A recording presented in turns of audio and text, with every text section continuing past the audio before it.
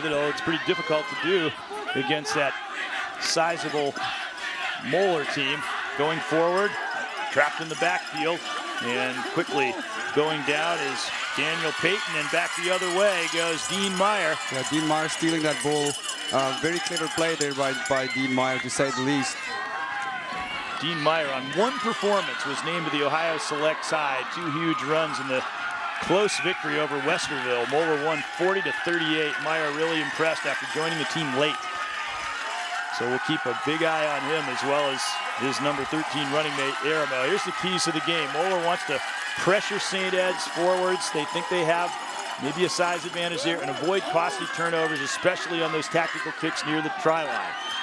Yeah, those are, those are strong points. That, like you say, in rugby, if you can force that and make that happen, it's great. St. Edwards, they want to spread out the field, try to wear down the bigger Moeller players, which we'll see how that works out, because Moeller is a very well-conditioned team, and they really spend a lot of time conditioning as well as practicing their technique and their tactics on the field. That ball is on the ground rather dangerously, and Moeller is right there to converge on it, and taking him down heavily. He's dumping him.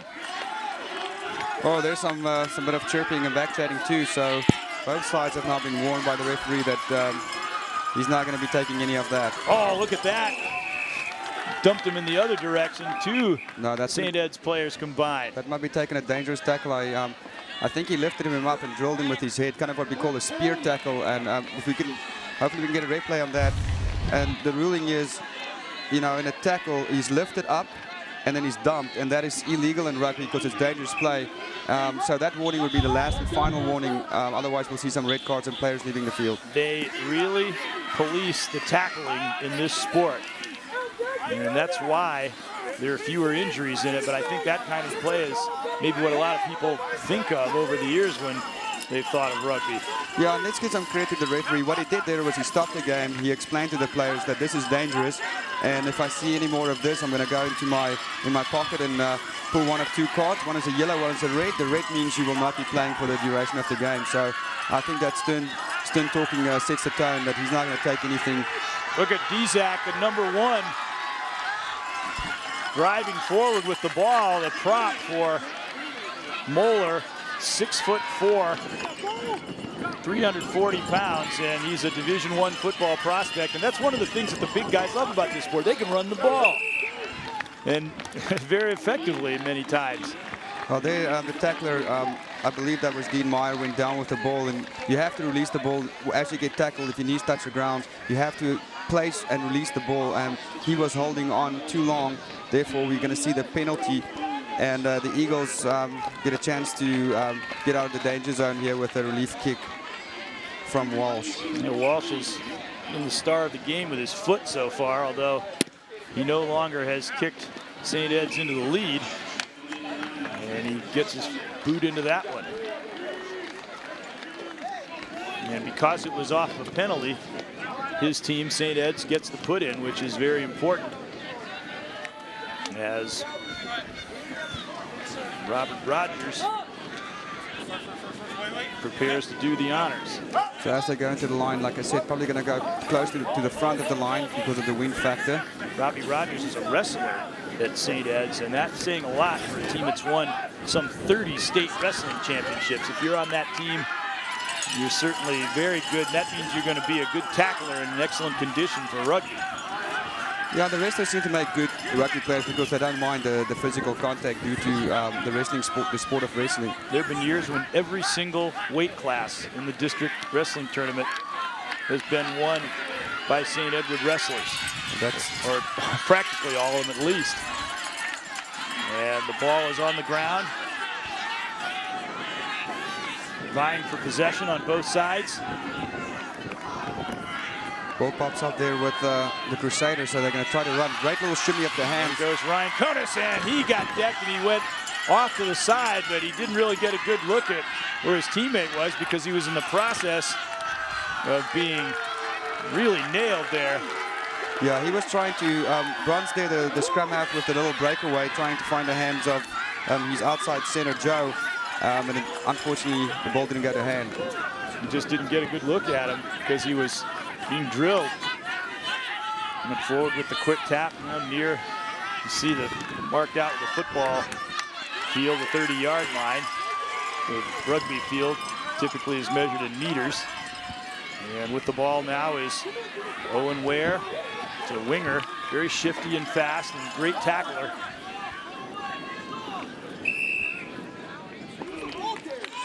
Yeah, this goes the other way. If you're the tackler, you have a responsibility to roll away also, to give the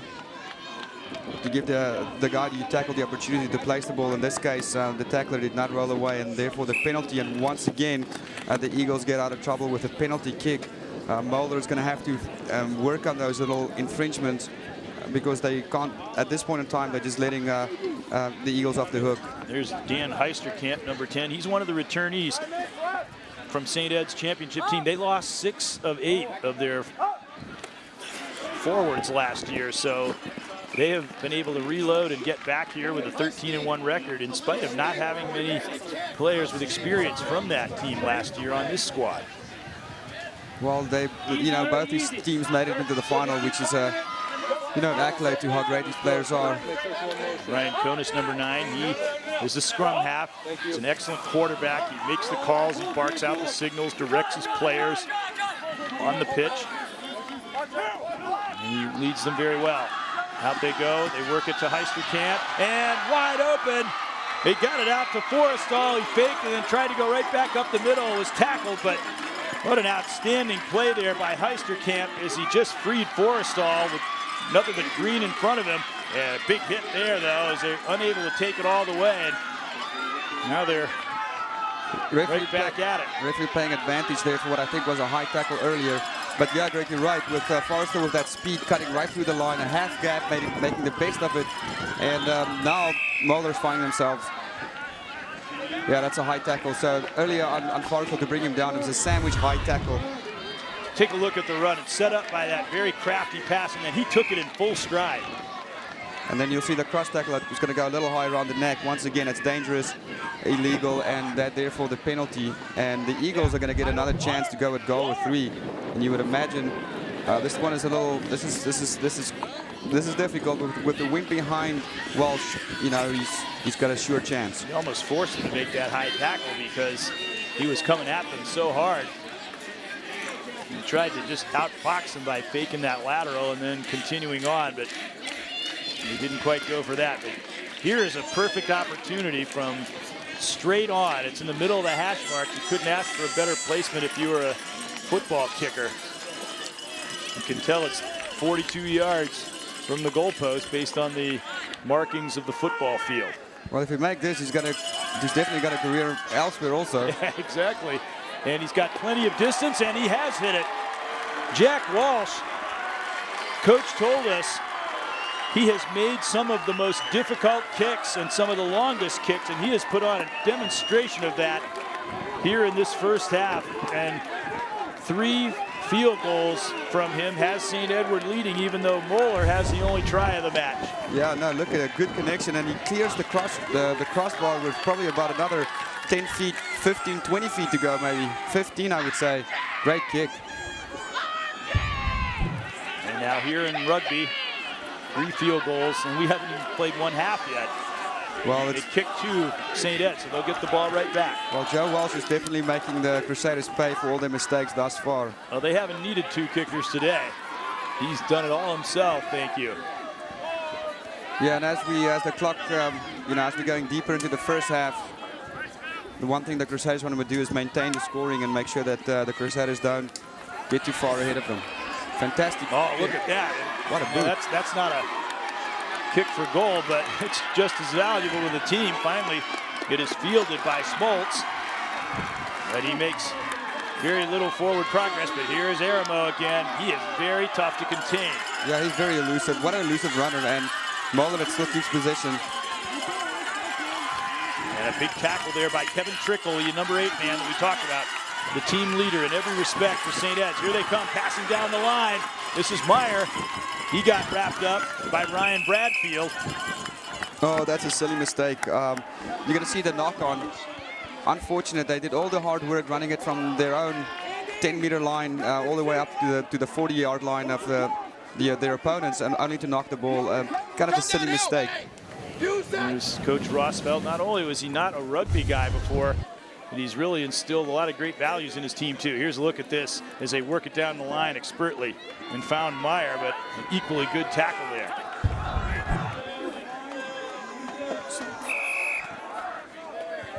Scrum. Hard whistle there by the referee. Seems like a very, very strong scrum from the Moeller side. They definitely mean business. And as we see that it's the Eagles put in, so what the Crusaders are trying to do here is to push them off the ball and what we call a tight head. Ball is try to win the ball back for themselves. So they're definitely going to compete trying to get this ball. So we'll see a strong scrum from them, which they execute really well. No tight head this time. At least it doesn't appear. And then that ball is underneath everybody, all that girth. Yeah, well, what happened here, this is very interesting in rugby. So the momentum, Moeller actually succeeded in what they want to do. They pushed them forward, they sort of pushed them off the ball, the scrum collapsed, the momentum to the Moeller team, so now the scrum will go. Well, the referee had a handout, so I had it wrong. Unfortunate, no, there will be a reset to the scrum and the Eagles team will get the feed into the scrum. Very close there, they did try to push them off the ball. However, it's going to be an Eagle scrum. Right, and Konis puts it in. The team that feeds the scrum usually gets the ball because they know where it's going. They have their timing. And the other team has to react. And the ball is fielded, but whistle upfield. Yeah, there's going to be a penalty. The guys before the ball, in front of the ball, kept on running. They should have let their kicker put them on side, which did not happen. And here we go. So the Eagles are going to get a chance to get some relief, and there are a lot of variations to that offside call, but for the uninitiated in rugby, basically it means that the offensive players have to be behind the ball. If they're in front of the ball, they cannot interfere in the play. And the defensive players have to be in front of the ball. They can't get behind the ball and try to anticipate a pass or make a tackle behind the original inception of a pass. And we'll see the feed into the line out. And once, just as with scrums, the team that feeds the line out is most likely to gain possession, although it didn't happen that time.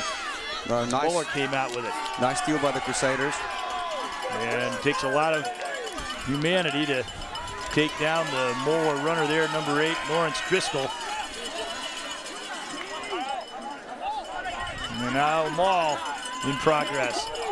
Yeah, they're trying to fight the ball. At some point, they're going to have to use it, but it seems like the Moeller have control of it. A good name for this Moeller team would be the Maulers, because they do it very well. Okay, so once again, that the ball was brought in by the Crusaders, kept up in the maul. Once again, successfully defended by St. Edward's, the Eagle team, kept it up, and therefore they're going to get possession to the scrum. So a great steal for the Eagles. We're going to see another set scrum, and Ryan, the scrum half, is going to get to feed the ball, see if he can get his fly out the way. You'll note, again, that the numbers on the jerseys denote the positions that the players play. Number 9 usually feeds the number 10, the scrum half and the fly half. And there's Dan Heisterkamp, who made a great play earlier, setting up Ronan Forrestal for that great run. With an excellent inside pass. And they come again.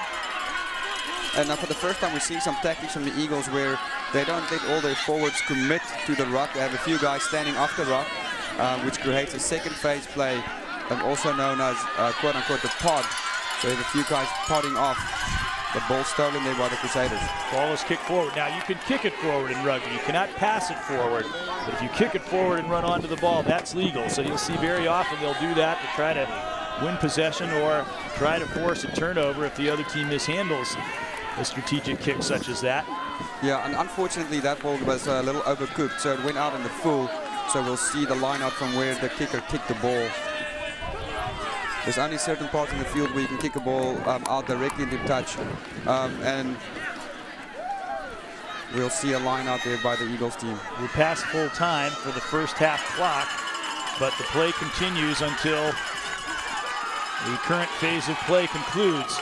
Even though there is no time remaining on the clock, there could be added injury time, but I don't think there's been a lot of that here in this first half. It has been an exciting first half. Everything at the build-up to this game, which was considerable, would have led one to believe.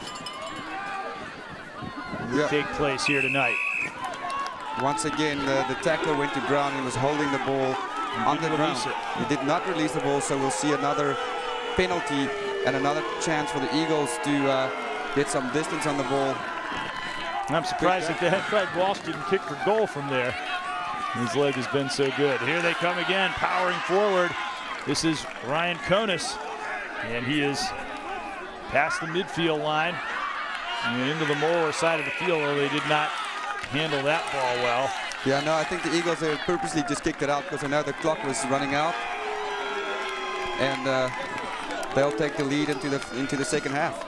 And that's indeed what they will do. Is they were just looking to conclude that segment of play so they could leave the field with their 2-point lead intact.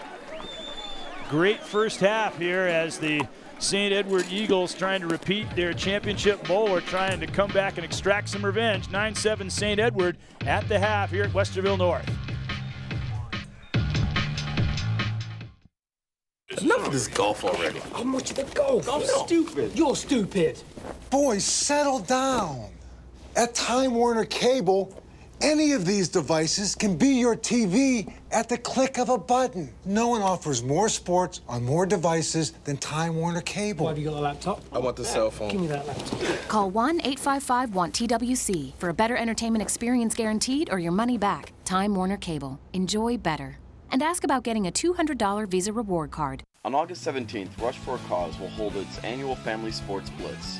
This year, rugby is being added to football, volleyball, and soccer. Newly added to the 2016 Olympics, rugby is a quickly growing sport. This year will feature Rookie Rugby for grades 5 through 8, free clinics by the Ohio State players and coaches, as well as scrimmages for high school 7s and 15s. For additional information, contact Lee Pulver at 440-941-2181. Are you an Ohio business owner? Where do you turn when you have financing needs? Turn to a local bank who's been helping Ohio businesses since 1991. Turn to Commerce National Bank. I'm Rose Roman, a relationship manager at Commerce National Bank. Have questions about your business? Talk to someone local who cares. Call Commerce National Bank. Our business begins and ends with people. Commerce National Bank, the strength of big, the service of small.